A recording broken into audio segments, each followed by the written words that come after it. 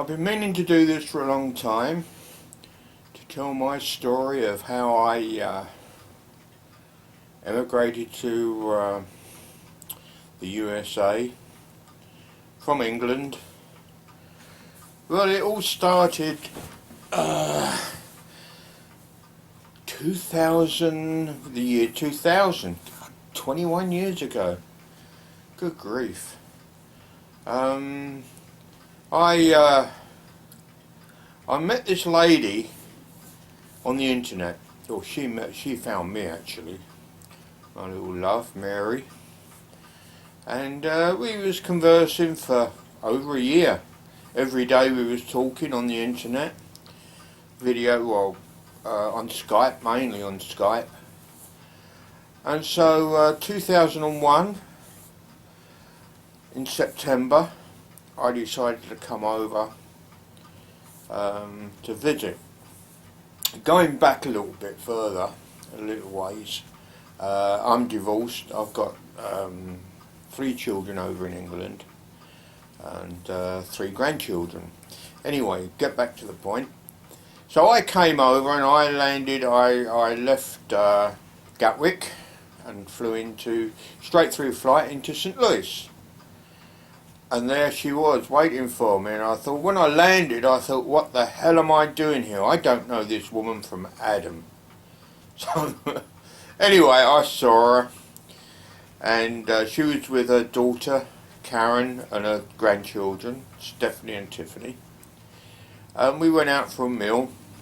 And I wasn't all that hungry. I was suffering from jet lag. And excuse me, the phone's going. Wherever I can find the phone. I don't need that. Oh yes I do, I better. Hello? Okay, here we go. Can't remember where I was. Anyway, yep, I was in St. Louis. Had a meal, I wasn't all that hungry, and I was suffering from jet lag. Anyway, Karen and the kids went home to Sedalia, which is over 200-mile drive. Mary and I, we booked ourselves into a hotel. And well, the next day we, I think we was going to do Route 66. So we got onto 44 highway, Interstate 44, and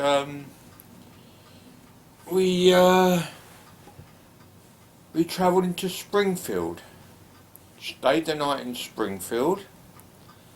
That was a good Route 66 motel, nice little hotel, or motel should I say. And then the next day we travelled up to Sioux Falls. That was a long frigging journey. That was a long drive, and we stayed the night in Sioux Falls. And then the next day we went on I-90 through to Deadwood. And we spent a couple of days in Deadwood. I saw the sights, Mount Rushmore, blah blah blah. Had a good time. I spent 2 weeks over here. While we was in Deadwood, I turned on the TV and I said to Mary, see what's happening in the world, turn it on to CNN. And there was a plane going into one of the buildings in New York. I thought, oh my God, is this a film or is this real? And it was 9/11. I was over here on 9/11, and I thought to myself, I don't know how I'm going to get home. Anyway, I got home eventually to England. Anyway, this went on. I flew back home to England, not a problem. The plane was almost empty, nobody was flying. So I phoned Mary up. Everything was good, and the next year I came back over. I always came over in September because it was the flights were cheaper.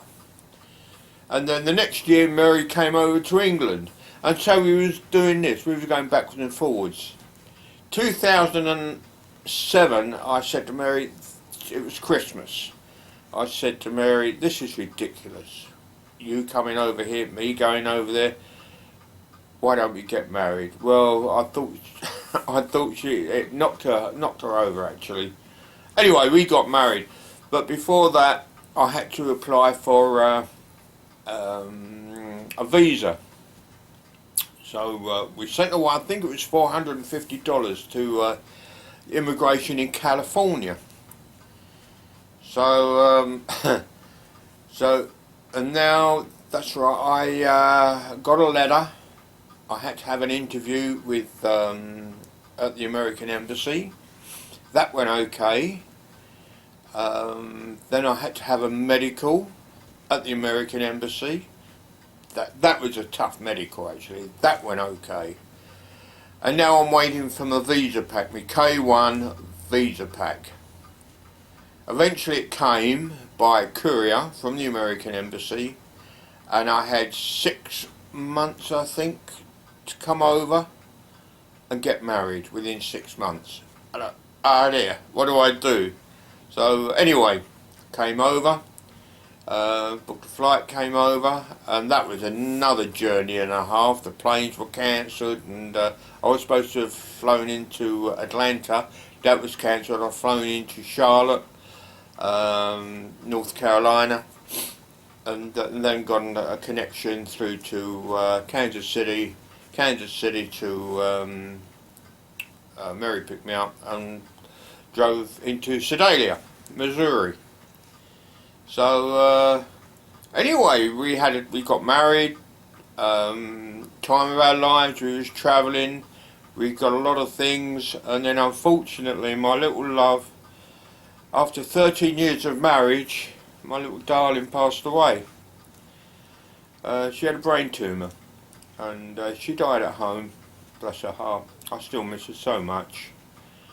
And I've got nothing else to do. I'm just sitting down, putting on so much weight. You know, I don't know. Anyway, I've got smashing neighbours. They're really nice people. Paul and Shelby across the road, and Tom and Cindy next door. Really nice people. You know, bend over backwards for you, and I do the same to them. Really nice people. So anyway, I think I'll put this on YouTube. I'll do a bit of editing and see what happens. So there's a lot more to this story, but it was a quick one really. So, and I'll put some photographs of what Mary and I used to do out on our travels. We travelled all over America.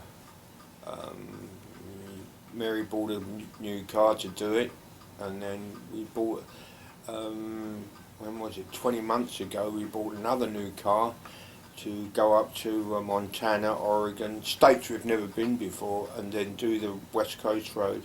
But it wasn't meant to be, you know. She died in April, 20 months ago.